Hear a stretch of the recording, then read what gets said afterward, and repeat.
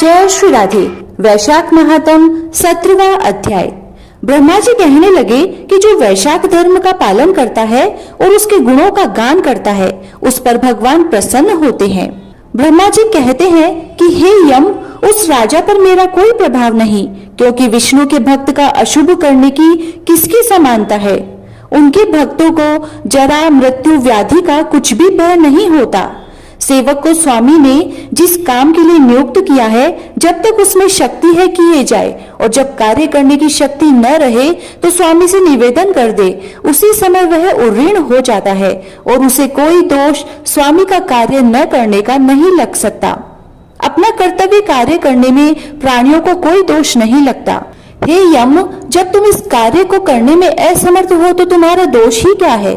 जब ब्रह्मा जी ने ऐसा कहा तो यम अत्यंत दुखी होकर अश्रुपात करने लगा तथा अत्यंत दीन वाणी से बोला कि हे पितामह, आपकी सेवा से मुझको सब कुछ मिल गया, परंतु अब मुझे अपने काम पर जाने की तब तक इच्छा नहीं जब तक भूमंडल पर यह राजा राज्य करता है। जब तक इस राजा को इस कार्य से मैं चलायमान नहीं कर देता, मुझको विश्राम प्राप्त नहीं हो सकता। आप मेरे इस कार्य को सिद्ध कर दीजिए, तभी मैं फिर से शासन कर सकता हूँ। यम की यह बात सुनकर ब्रह्मा जी सोच में पड़ गए। थोड़ी देर विचार करके ब्रह्मा जब यम को समझाते हुए बोले कि हे यम, इस वैष्णव धर्म में परायण राजा का निग्रह तू नहीं कर सकता, और यदि क्रोधवशात तू नहीं मानता तो चल विष्णु भगवान के पास चलते हैं। जैसी वह आज्ञा करेंगे वैसा ही किया जाएगा। ऐसा कह ब्रह्मा जी यम को साथ लेकर क्षीर सागर में गए और निर्गुण रूप परमेश्वर अद्वितीय पुरुषोत्तम भगवान की सांख्योग से स्तुति करने लगे। इस प्रकार की स्तुति पर श्री विष्णु भगवान प्रकट हुए और गंभीर वाणी से कहने लगे कि तुम्हारे आने का क्या कारण है। क्या तुम राक्षसों द्वारा सताए गए हो। यम का मुख मलिन और कंधे क्यों झुके हुए दिखाई देते हैं। तब ब्रह्मा जी कहने लगे कि हे प्रभु, राजा कीर्तिमान की आज्ञा अनुसार उनके शासन में सब मनुष्य वैशाख के धर्मों का पालन करके विष्णु पद को प्राप्त करते चले जा रहे हैं। इस कारण जब सारी यमपुरी खाली हो गई तो यम युद्ध करने के लिए राजा के पास गया और अपना दंड उठाकर राजा को मारने लगा, तो आपके सुदर्शन चक्र ने इसको परास्त कर दिया। अब यह दुखी होकर मेरे पास आया है। अब हे महाप्रभु, आप राजा को दंड देकर यम की रक्षा कीजिए। ब्रह्मा जी की यह वार्ता सुनकर भगवान कुछ हंसकर कहने लगे कि हे ब्रह्मा जी तथा यम, मैं लक्ष्मी जी अपनी देह और प्राण भी त्याग सकता हूँ।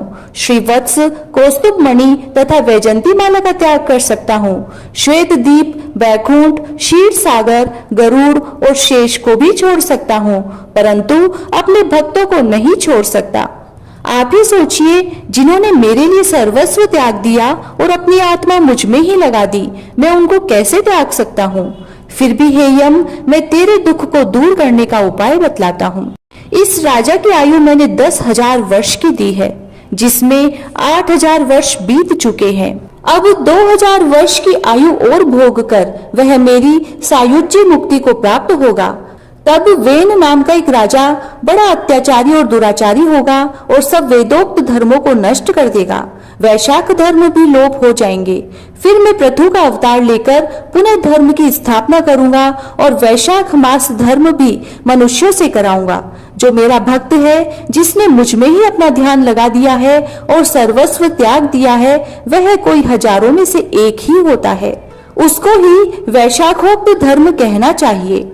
बहुत थोड़े मनुष्य पृथ्वी पर मेरे इस धर्म को जानने वाले हैं।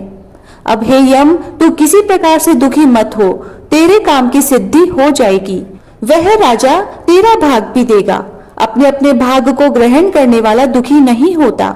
जो मनुष्य उद्देश्य से प्रतिदिन स्नान, अर्घ्य, जल कुंभ, दही, अनादि का दान नहीं करेंगे, उनका वैशाख धर्म निष्फल हो जाएगा। जो कोई प्राणी तुम्हारा भोग देकर वैशाखोक्त धर्म करे, उनके कार्य में तुम विघ्न मत डालो। और जो तुम्हारा भाग दिए बिना ही केवल मेरा भजन करता है, उसको मेरी आज्ञा से तुम अवश्य दंड दो। उस राजा से तुम्हें भाग दिलाने के लिए मैं अभी सुनंद को भेजता हूँ। वह अवश्य राजा को समझाकर तुम्हारा भाग दिलाएगा।